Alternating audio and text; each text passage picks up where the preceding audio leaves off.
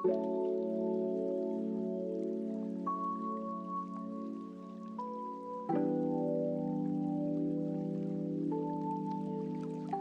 morning.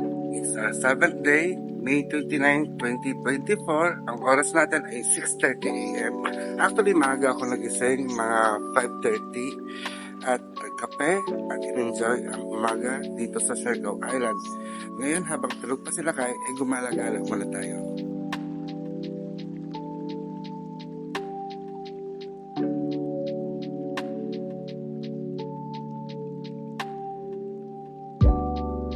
So, 12 minutes daw ang lakaran or 10 minutes more ay pupuntahan natin yung Mud Monkey dahil malapit daw yun sa beach.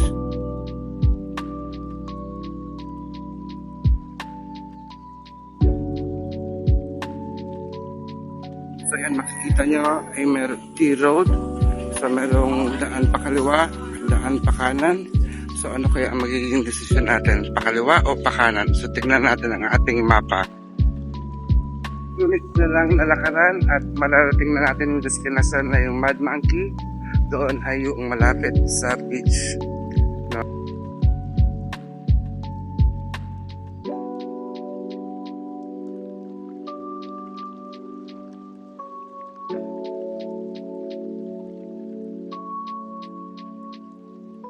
Doon tayo ng Google Maps natin at nakita ko na ang Mud Monkey at nakikita ko na rin ang karagatan. Konting lakad pa ay nakikita ko na yung dagat. So ito yung Mud Monkey na ating hinahanap na sinundan at banda roon ay nakikita natin yung karagatan. So makikita natin may bakawan, may mga bangka at ito yung buhangin. Tahimik ang kapaligiran, payapa pa ang karagatan, wala pang mga alon, pero makikita natin isa to sa mga surfing destination dito sa Siargao. Although may mga bakawan at tahimik pa ang mga alon, at dahil kasi nga is mag-aalas 7 pa lang, so napakagandang lugar at tanawin dito sa Siargao. I want to take opportunity to pray for peace. I pray for peace, I pray for love, and I pray for stability.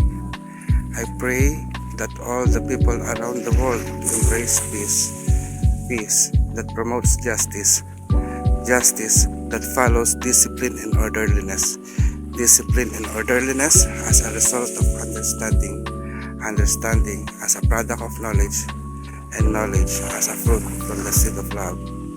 O great Supreme Divine Spirit, I call upon you and ask you to bless us, your children, with courage, bravery, strength, and endurance, so that through these blessings we may able to overcome all forms of evil, fear, hatred,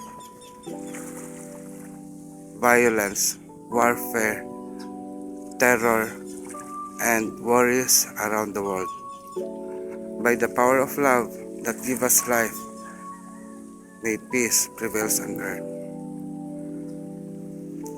We pray that all the people around the world to embrace peace as we manifest it in our life with aiming no harm to anyone.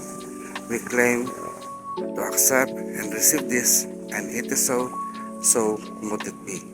I hope that the peace prayer would help you guide your life to improve our life and be a blessing to everyone in our community and to all the people around the world. So this is Apadlan, blessed be. Ayan, nagawa na natin ang dapat natin gawin at nakita ko ng karagatan ay pwede na tayong bumalik sa ating hotel sa Tres Islas Hotel.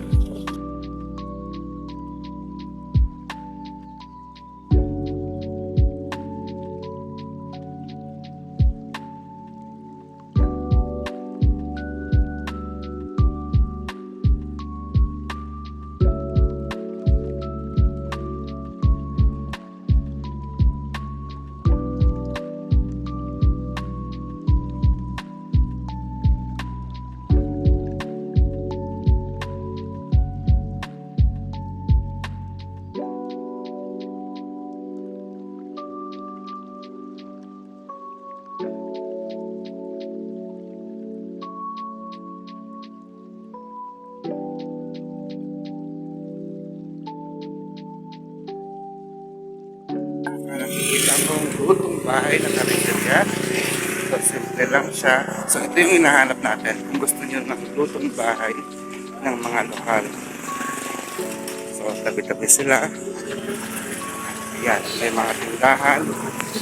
Na ito yung hinahanap ko na panatag ka na mura at ligtas. Kasi kinakain din ng mga lokal kung ano yung niluluto nila. So, ito.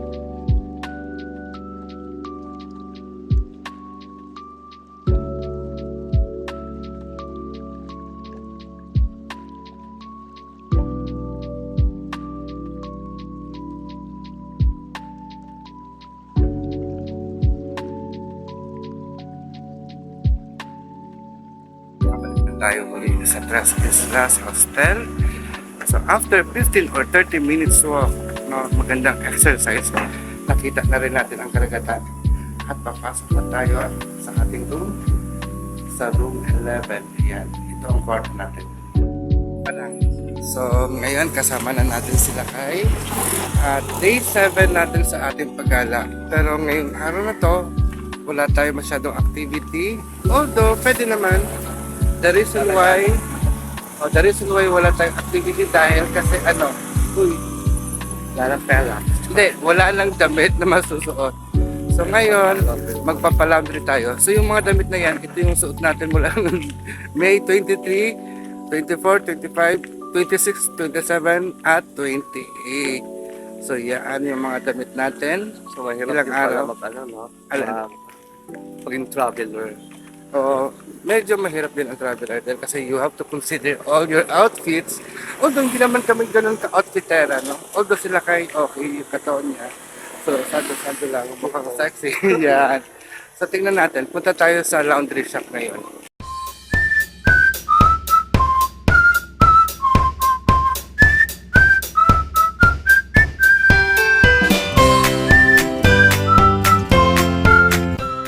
Aliw sa daanan, no? May nililigo kasi ito na pala ang labanian, yung laundry shop. So magpapalabas tayo sa dalihan daw. Sa labanian, iniwan natin yung ating mga damit na pinapalabahan. At sabi ni ate, mukhang kamag-anak ko rin yata dahil kasi marami daw pumunta dito sa isla. Of course, kasi dito yung ancestral land natin, no? Makukuha namin yung damit by tonight, no? Either tomorrow or tonight. So, lakad ulit tayo papunta doon sa crowd. Doon, talagang gusto ko, no? So, samahan nyo kami. Ayun, si Lakay, oh, nagpa-vlog na din. Say hi, Lakay! Yan. So, hi siya dahil kasi meron siyang sariling vlog. Ayan, matapos natin magpalaba, andyan si Lakay sa likod. Matapos magpalaba, pupunta tayo sa General Luna at maghanap tayo ng mga gagamot. At sinamahan tayo ni Kuya para magpatay po, no? At saka hindi palakaw, tasubay. Tapos namin natin sila, mga katutubong manggagamot ng Siargao. So, hindi tayo nakakita ng manggagamot o ng taihop o mananambal dito sa Siargao dahil una, umalis daw yung mananambal at nasa dagat. So, babalikan na ngayong hapon. Pero ang pansin ko, no, ang mga tradisyonal o katutubong manggagamot ay makikita pa rin doon sa liblib na lugar sa kabundukan. Dahil kasi nandito nga tayo sa isla ng Siargao, no? Ang nakita ko ay maraming mga massage therapists o mga spa along the city road, no? Sa urban area. Pero yung manggagamot ay aakitin mo pa ng bundok. So hindi na tayo tumuloy, gawa nga ang busy at umaga maaring sila ay mangingisda o nagtatrabaho at nanggagamot lang sila paghapon. Gusto ko pa rin maka-experience ng katutubong gamutan dito sa isla ng Siargao para ma-document at yun nga, no, ma-promote din natin. Since tayo ay hilot, ay dapat suportahin din natin yung sariling atin. Ngayon, naglalakad kami nila kay para tignan yung surfing area. Dahil kasi yung unang beach na pinunta natin is beach lang talaga na may mga naliligo. Pero doon daw, mga 5 minutes walk, ay meron na tayo makikita na nagsusurf. At pwede daw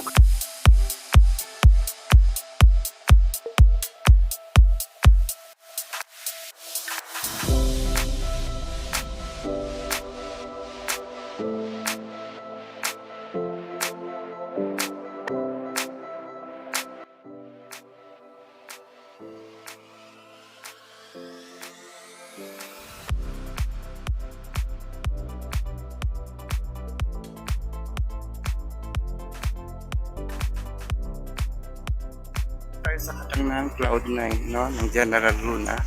At makikita natin, mainit ang araw, sobrang init ng araw, kaya nandito tayo sa ilalim ng puno ng niyog. At dito nag-enjoy ang mga tao mag-surf. So, iba't ibang klase ng mga tao of different races, no? So, iba may mga cottage na merong bayad at iba naman ay libre. So, dito lang. Yan, ito ay 7th day ng ating paglalakbay.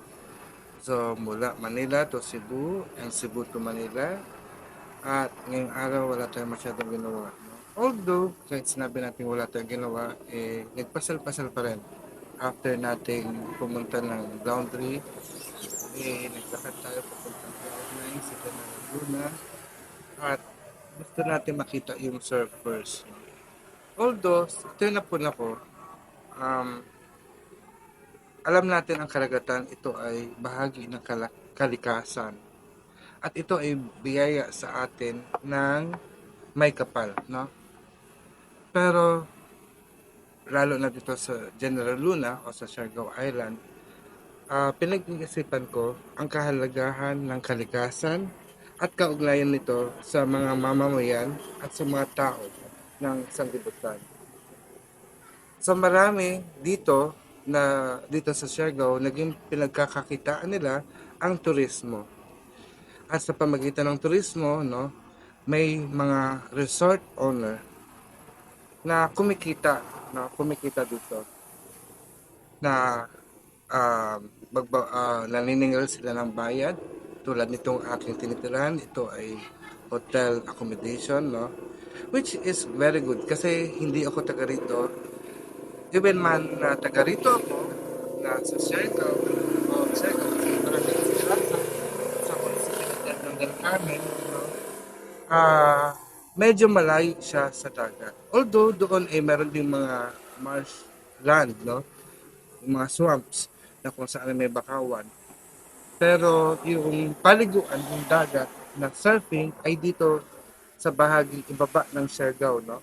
I don't know if this is the south of I think on the map it is the southern of Siargao, no, na may mga malalaking alon na kung saan ay maraming surfing.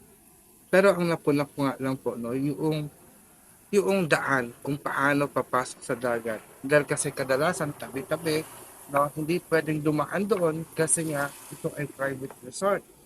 So, hindi ko alam kung saan yung public na daanan na pwedeng kahit sino na mga turista, local man o Filipino man o foreigner o taga-ibang bansa na maaring tumuloy ng malaya. Although nakita namin yung maliit na pwesto, maraming salamat na lang din sa napagtanungan namin na tinuro kami kung saan pwede dumaan. No? Pero, the thing is, yung commercializing, yung public or di ko masabi kung public, yung bahagi ng kalikasan, i-commercialize natin yung kalikasan para kumita tayo. Isang malaking issue sa aking kaisipan ngayon ang mga bagay nito. Tama bang ikalakal ang kalikasan para sa pag-unlad ng ating bayan? O maaring stewardship o pangangalaga, ito ang tamang daan, no? So, bilang isang peace weaver, bilang isang binabaylan, nakakalungkot isipin nga na ang kalikasan natin ay kinakalakal na.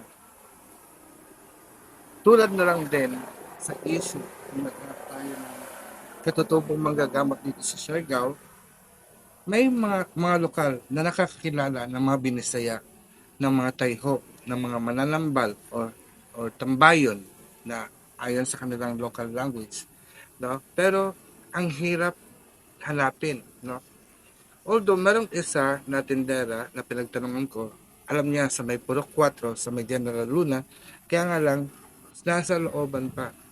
Maganda ang sinabi ni ate patungkol sa manggagamot na kilala niya, na bukod sa tatawasin ka, dadasalan ka, ay bibigyan ka niya ng haba ng gamot or parang anting-anting agimat na makakasama mo bilang sa pamamaraan ng gamutan. And I want to have that experience, no? To document. Dahil kasi bibihira na lang ang mga manggagamot nito. And on my meditation and contemplation, parang pinag-iisipan ko, bakit ang mga manggagamot na ito ay nasa liblib na lugar at nasa tagong lugar? Parang ayaw nilang i-expose ang sarili nila sa public, no? Maaari na rin siguro dahil kasi nga sa modern medicine, no, exposed na meron na ang mga sibilisasyon ng modern medicine, kaya nagtatago sila sa liblib na lugar at iilang mga tao lang ang nakakakabail ng kanilang serbisyo, no? At maaari na rin siguro pinanatili nila ang karunungan nila na hindi siya ma-commercialize, na hindi sila magamit, no, para pagkakitaan ng malaki. At ito pa rin marahil ang ang katotohanan na nakikita ko na malakas pa rin ang impluwensya ng paniniwala na ang tunay na gamutan ito ay libre, no? Although kailangan nilang kumita dahil kasi ngayon parang ang sinasabi nila na the reason why na wala yung manggagamot kasi nasa dagat daw. So anong ginagawa niya sa dagat? Maaring nangingisda para meron siyang ipakain sa kanyang pamilya. At ang oras ng gamutan niya ay hapon dahil doon niya tapos na siyang magpakain sa kanyang pamilya. So sa hapon na siya manggagamot. No? So I think this is a lesson for us bilang manghihilot na bukod sa paggagamutan, meron pa rin tayong obligasyon na pakainin ang ating pamilya. So pamilya muna bago ang ating kapwa. So this is our role na dapat nating matutunang magampanan na pakainin ang ating pamilya bago ang ating kapwa. So, hindi naman to sa pagiging madamot, pagiging selfish. But this is a way of survival. Para maging sagrado sa atin, maging sagrado pa rin um, yung panggagamutan na ginagawa natin para sa kapwa. And again, I hope na sana nagustuhan niyo ang ating vlog. And if you like it, give me a thumbs up. And kung hindi pa kayo nakaka-subscribe, please hit that subscribe button and share it to your friends. So maraming salamat. This ends our day 7. Mayari na. Bye.